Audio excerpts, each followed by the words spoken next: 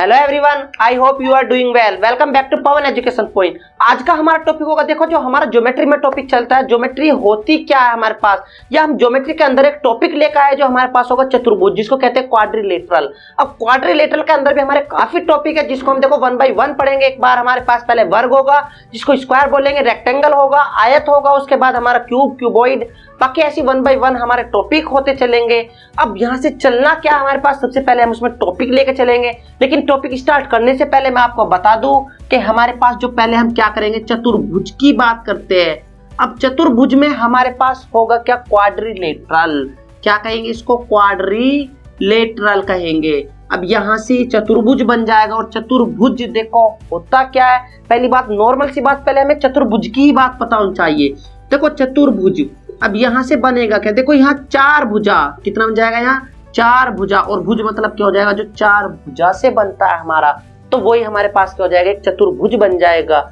ये मान के चलो जैसे मैंने कोई इस तरीके से एक आकृति बनाई, तो यहाँ देखो इसमें कितनी है हमारे पास, तो देखो यहाँ 1 2 3 4, तो यहाँ कितनी आकृति है मेरे पास, यहाँ 4 बन रही है लाइनिंग। देखो 1 2 3 4, जो हम ये कह सकते हैं एक नॉर्मल सी बात कि चतुर्भुज वो होता है जो 4 रेखाओं से घिरा होता है। तो देखो 1 2 3 4, हम इसको चतुर्भुज नहीं कह सकते क्योंकि ये 3 लाइनों से घिरा है, ये त्रिभुज की काम करेगा। देखो त्रिभुज तो मतलब 3 भुजा वाला है, तो त्रिभुज होगा। अब बात करते हैं, देखो जैसे 3 भुजा से घिरा हुआ आकृति, तो इसको त्रिभुज बोल देते हैं। तो चतुर्भुज केवल एक वो ही हो सकता है जो 4 आकृति से घिरा हो। अब यहाँ से एक देखो चतुर्भुज की डेफिनेशन निकल के आ जाती है, तो हम यहाँ से चतुर्भुज क्या कह सकते हैं कि देखो A B C और D, ये मेरे पास 4 आकृति से घिरा हुआ है, तो हम यह कह सकते हैं चतुर्भुज की वह आकृति जो 4 भुजा से घिरा है, जो 4 भुजाओं से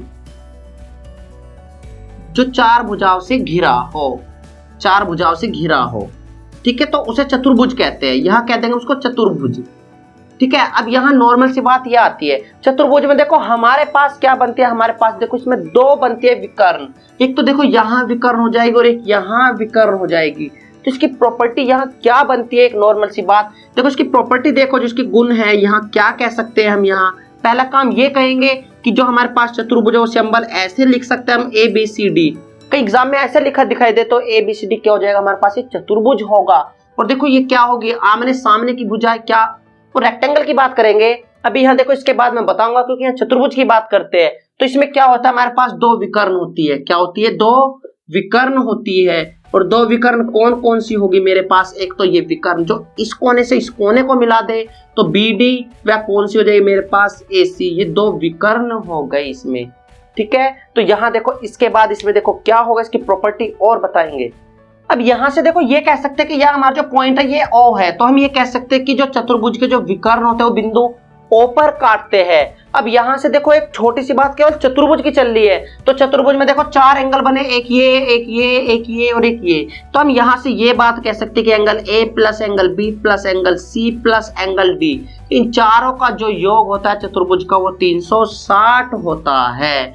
तो चतुर्भुज में इतनी ही बात थी। अब चतुर्भुज के अंदर एक टॉपिक, पहला टॉपिक स्टार्ट करेंगे हम, वो होगा हमारे पास वर्ग।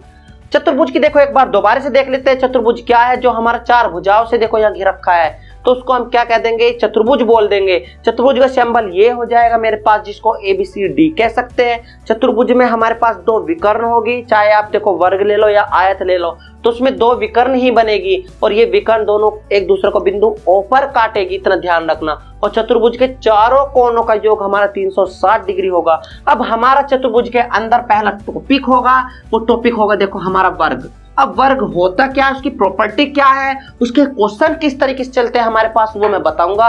वीडियो को बिल्कुल देखते रहना और इसकी बिल्कुल मत करना, क्योंकि मजा अब आने वाला है यहाँ से चतुर्भुज के पास से। आगे देखते देखो चतुर्भुज में कौन सा टॉपिक होगा, हमारा वर्ग होगा, जो अब स्टार्ट करेंगे हम। देखो ये बात करते हैं वर्ग की। अब वर्ग होगा क्या, देखो मेरे पास वर्ग की प्रॉपर्टी क्या होगी, वर्ग के क्वेश्चन किस तरीके से चलेंगे। सबसे पहली नॉर्मल बात है कि वर्ग को क्या कहते हैं हम, स्क्वायर। यदि मैंने कोई एक फिगर ड्रॉ करी और मैंने ये बोल दिया कि हाँ ये वर्ग है, तो देखो किस तरीके से हो सकती है वो। देखो मैं यहाँ नाप के नहीं बता रहा, बस मैं इस तरीके से एक आकृति बोर्ड पे शो हो रही है कि मेरे पास ये। देखो पहली बात तो ये है कि ए बी सी डी क्या हो गया, मेरे पास चतुर्भुज हो गया। अभी मैंने बताया, और चतुर्भुज में हमारे पास पॉइंट क्या आ गया, यहाँ वर्ग आ गया। अब वर्ग होगा क्या, देखो ये 4 भुजाओं से घिरा है, बट कंडीशन ये हो जाते हैं वर्ग में कि उसकी चारों भुजा आपस में कैसी हो, बराबर हो। तो नॉर्मल से डेफिनेशन ये हो जाती है कि जिसकी चारों भुजाएं कह सकते हो, चारों भुजाएं आपस में बराबर हो, उसे वर्ग कहते हैं, इसका मतलब उसे स्क्वायर कहते हैं। तो यहां से हमारा पहला पॉइंट ये मिल गया वर्ग का।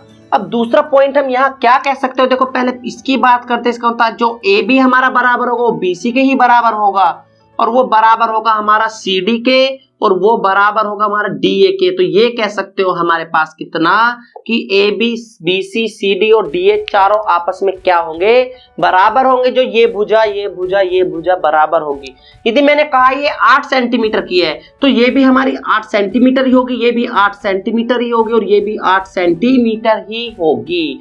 तो इस चीज में फोकस रखना है कि वर्ग की चारों भुजाएं आपस में क्या होती है, बराबर होती है। अब बात करते हैं आगे एंगल की। अब देखो वर्ग एक एंगल यहां बनाया, एक एंगल यहां बनाया, एक एंगल यहां और एक एंगल यहां, और कहीं मैंने यदि इस एंगल को बाहर निकाल दिया तो ये एंगल हमारा क्या होता है, 90 एंगल ड्रॉ होता है, क्योंकि परपेंडिकुलर एक दूसरे पे है इस तरीके से। तो यहां से कितना बन जाएगा, हमारे पास 90 ड्रॉ हो जाएगा। तो हम यहाँ ये कह सकते हैं कि वर्ग का प्रत्येक कोण हमारा कितने डिग्री का होगा, 90 डिग्री का होगा। तो हम यहां से ये बात कह सकते हैं कि वर्ग का प्रत्येक कोण 90 डिग्री का होगा।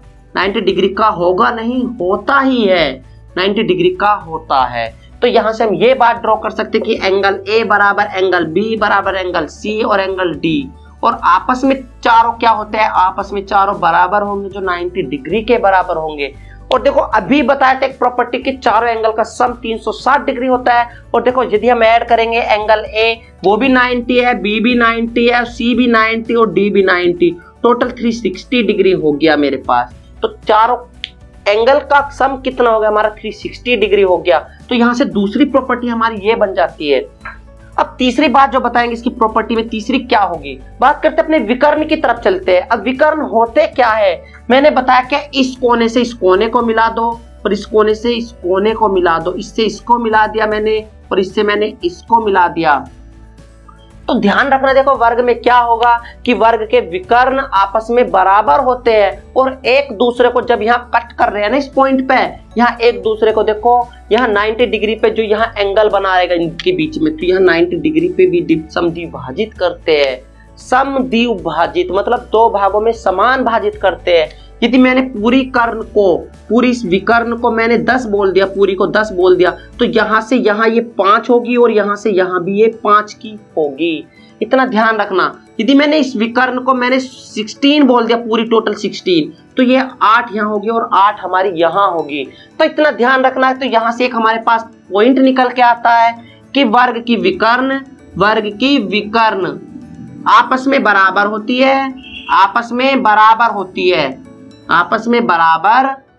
है, तथा एक दूसरे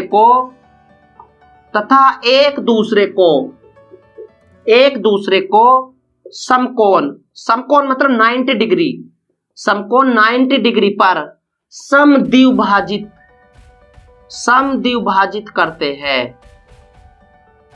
करती है। देखो विकर्ण ऐसे समद्विभाजित करते हैं। तो एक नॉर्मल सी डेफिनेशन यहां से देखो, मैंने बताया कि वर्ग के विकर्ण आपस में बराबर होते हैं। इसका मतलब बी से लेकर डी और ए से लेकर सी आपस में बराबर होगा। यदि वो थोड़ा सा भी तिरछा हो गया, मान के चलो वर्ग, फिर वो वर्ग नहीं कहलाया जाएगा। यदि थोड़ा सा भी तिरछा हो गया, मान लो मैंने इस शेप में हो गया ये, तो देखो यहां से यहां तक कम है और यहां से यहां तक ये थोड़ी ज्यादा बनाएगी, तो वो फिर वर्ग नहीं कहलाया जाएगा। तो वर्ग की प्रॉपर्टी पहला पॉइंट ये, चारों भुजा आपस में बराबर, और विकर्ण भी एक दूसरे की बराबर होती है, और विकर्ण एक दूसरे के बराबर। इसका मतलब जो हमारे पास बी से डी होगा या ए से सी बराबर होगा बी से डी के।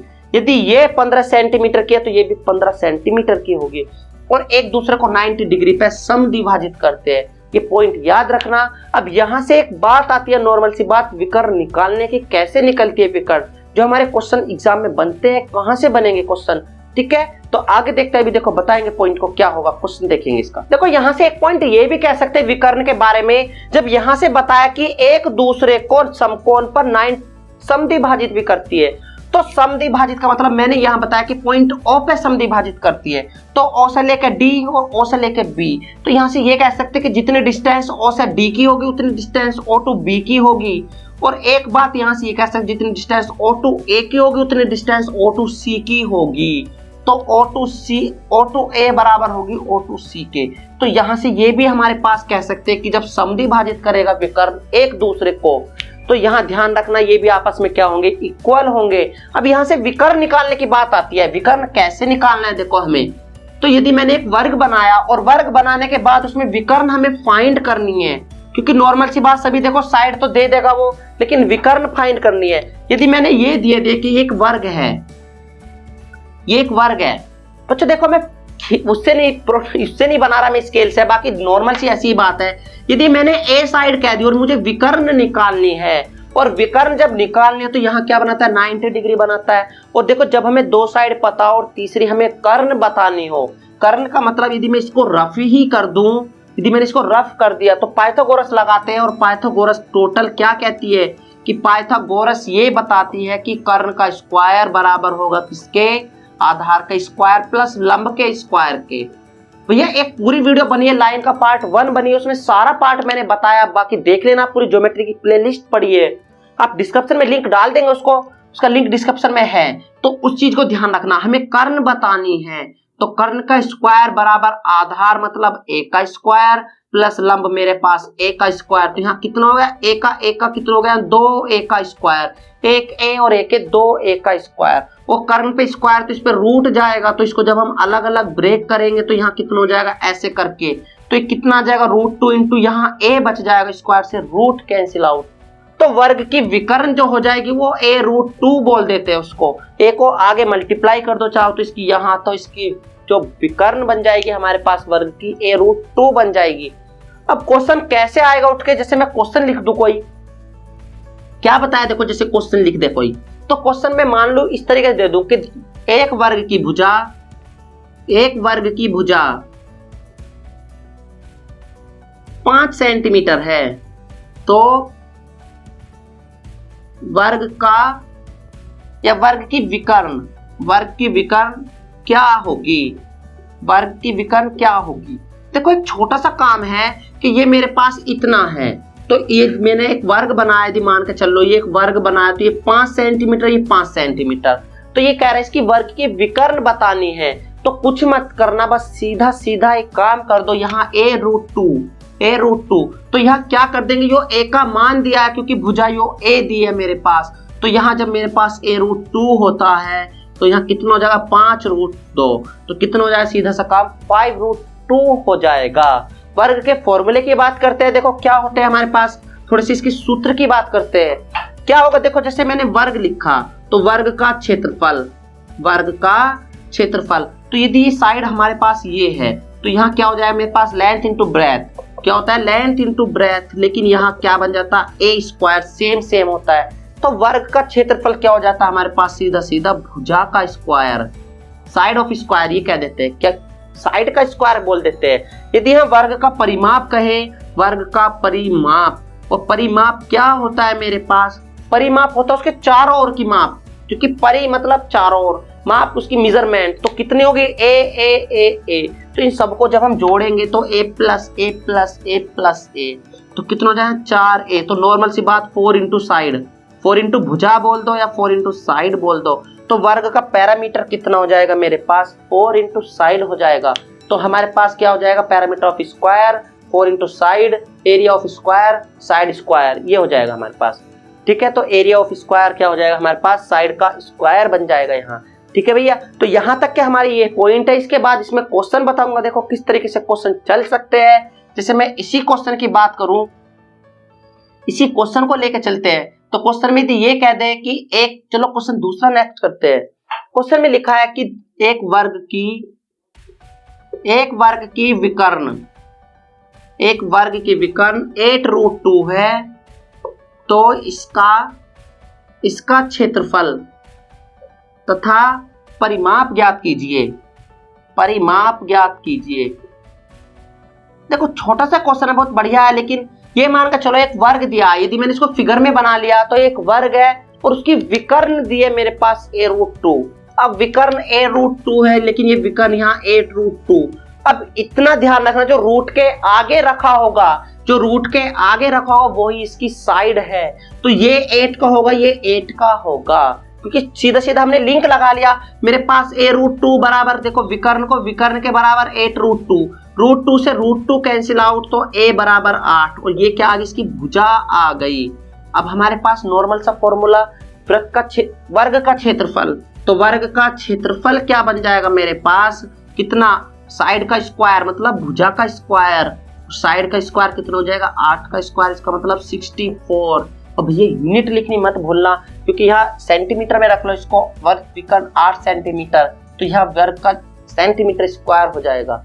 अब ऐसे यहाँ क्या पूछा, परिमाप, और परिमाप क्या होता है, वर्ग का परिमाप लिख दो। देखो वर्ग का परिमाप, परिमाप कितना है, 4 इंटू साइड, और साइड कितना होता है मेरे पास, 4 इंटू साइड 8 की है, तो 8 4 जा कितना 32, और सेंटीमीटर, तो 32 सेंटीमीटर हो जाएगा यहाँ से। अब एक क्वेश्चन देखो हम देते हैं और कमेंट सेक्शन में उसको करके बताना, और जो देखो वीडियो अच्छी लगे तो वीडियो को देखो लाइक करो और चैनल को सब्सक्राइब करो यदि आप फर्स्ट टाइम हमारे चैनल पे देख रहे हो। बाकी और वीडियो देख लेना, लाइन के बाकी ज्योमेट्री के पूरे पार्ट पड़े हुए हैं हमारे उसमें। क्वेश्चन देखते हैं क्या होगा, देखो जिसका लिंक आपको दिया जाएगा।